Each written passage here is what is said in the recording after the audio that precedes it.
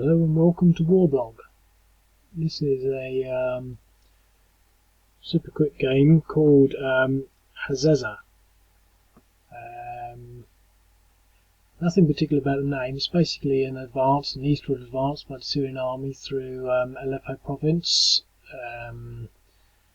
just north of sort of the Al Lake.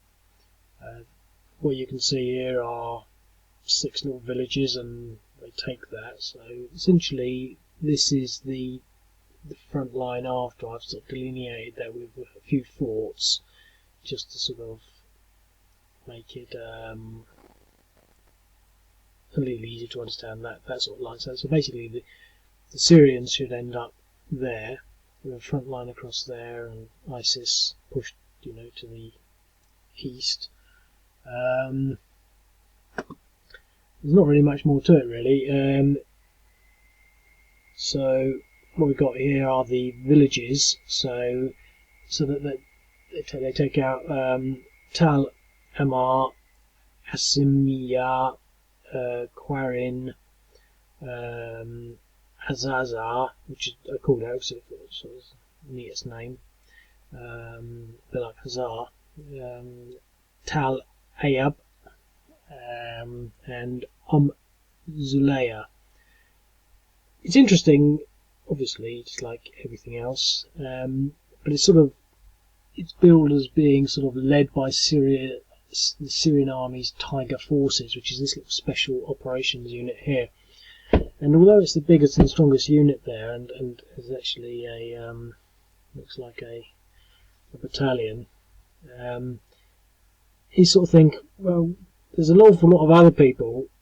It's like when you get the American forces, they've got a battalion outside Aleppo, really a battalion, 1,000 men. I mean, that's not really that much when you consider there's like 30,000 Iraqis or wherever they are, sort of, in the fight as well, Kurds and all sorts. So obviously they're probably maybe doing some of the more adventurous stuff. I can't remember. I'm pretty sure that the same rules that work for irregulars work for special forces. So we'll see, because it's been a long time. I can remember what's what. So I'm just going to sort of play it. I'm not going to play it all. Probably only 15 minutes. I just feel like I don't know. I just feel like doing it.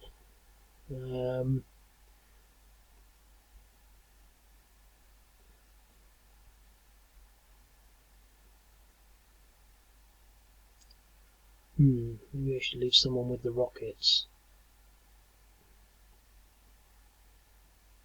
Either that, or create a front line there.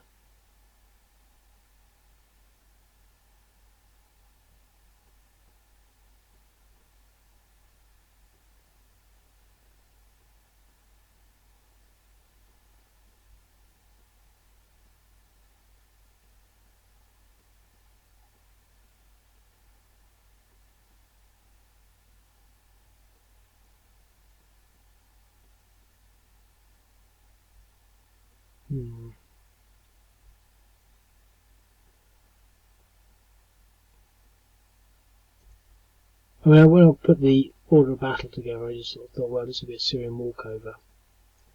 And I assume it should be. I mean, my perception of how they're doing it, my perception of what's happening in Syria now is, and then Iraq, they're just mopping things up.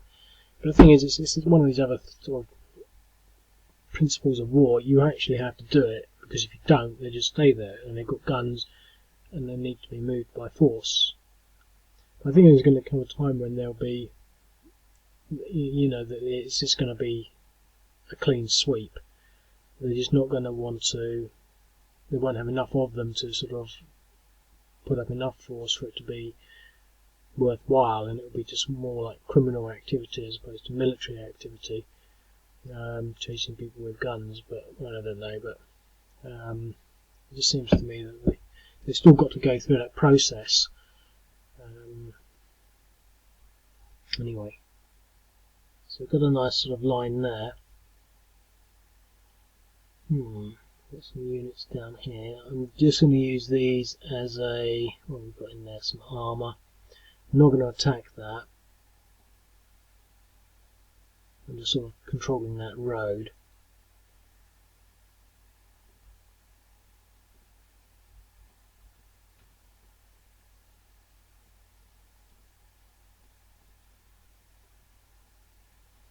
Okay, so we've sort of got that surround.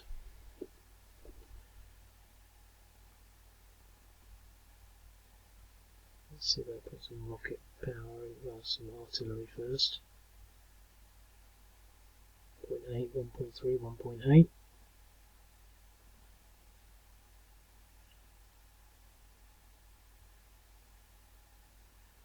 Okay, so it puts them on 1.65, 3.8, 3.9.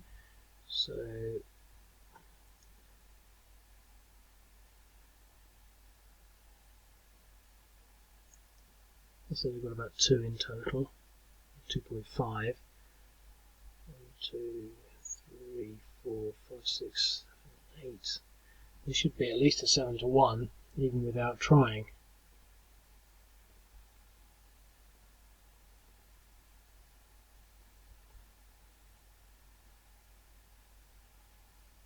Seven to 1 DR. Okay, so there's the first objective taken.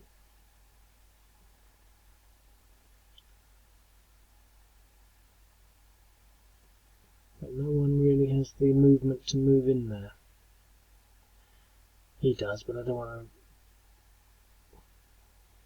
to sort of leave that open, the rockets open. I was watching some of these YouTube videos of all this sort of stuff and these Hellfire rockets, and they're just sort of done at night, and you know, it's really intense. I was reading this other article about, I can't remember what it was the psychology of war.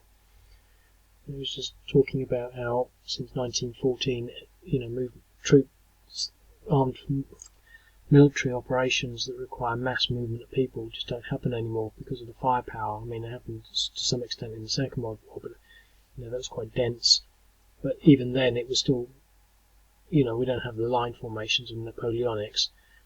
And when you look at these Hellfire things, you realise that there's just no point in putting a lot of people in one place. There just couldn't be a lot of people have this concept of a Third World War, and it just wouldn't happen because you couldn't have anything in any sort of concentration because the firepower is so deadly. When these Hellfire rockets, I was looking at them, and they're just like minute after minute of sort of continual explosions. I don't know how they work, but that's maybe, I'm not saying that's what these are, but you just sort of imagine them sort of pounding that away. And I mean, it's, you know, as long as they do it bit by bit, get that retreat on every option, and almost keep a closed line. Not much that they can, the ISIS people can do, but to some extent, it's doing it, you know, in order and doing it efficiently and doing it with, you know, minimal loss. Anyway, so that's that. I'm not going to do any of the other attacks. So let's just move it on to the next turn. So ISIS, what can they do? Well, they're not going to do any advancing from there. I'm not sure whether I want to commit any of these ground units, but these units are all fair game. And we've got some anti-tanks, and now the thing is, where are the tanks? We can see some over here.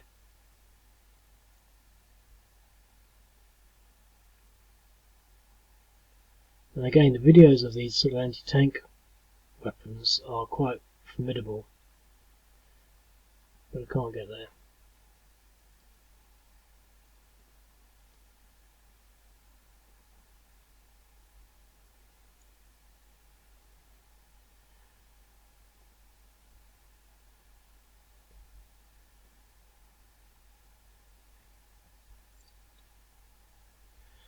So I could get 9 against that, so I could get 2 to 1 against that.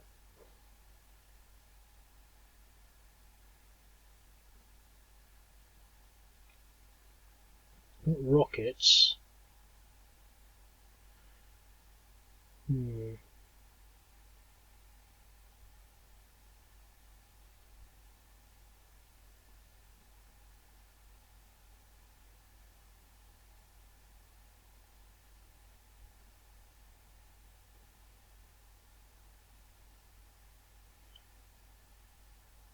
the thing is, the ISIS rockets are just not as good. They're sort of homemade out of gas cylinders, and they go about 200 yards.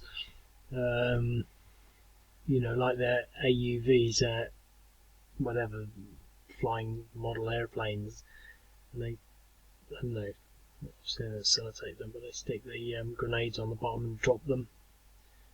You know, it's just not the same thing.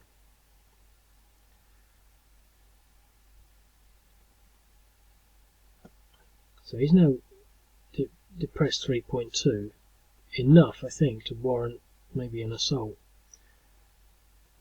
I'm not going to use this infantry unit because I don't want the damage. So if he's depressed by 3.2, that'll take him down to sort of about value 3.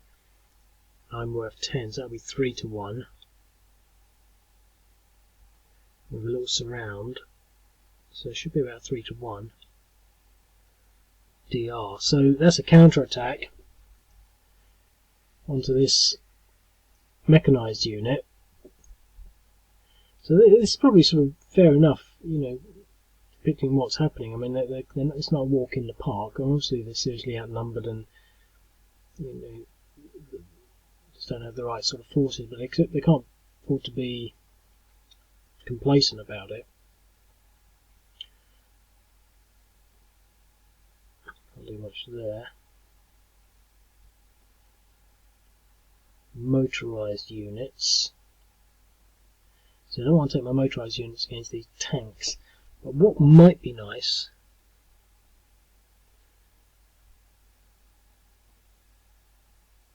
is something like this. Now what I haven't put in here are the suicide bombs. I keep forgetting.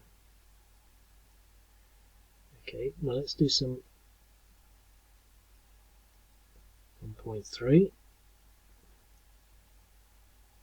1.4, putting him down to a defense of 1.7. This could be a 7 to 1. 6 to 1 DE. Now obviously he's a bit exposed, but is he really? Because he's irregulars. You know, it just goes to show that defending the rockets was a good idea, because they've just lost a lot of artillery, and I don't think in reality the Syrian army would lose artillery. They would keep it a lot further back. But when you play games you get a bit complacent about what you actually do and make mistakes, and it's just not real, is it?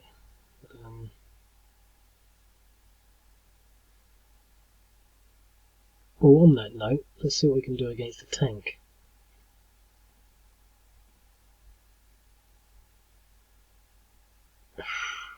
Attack or retreat.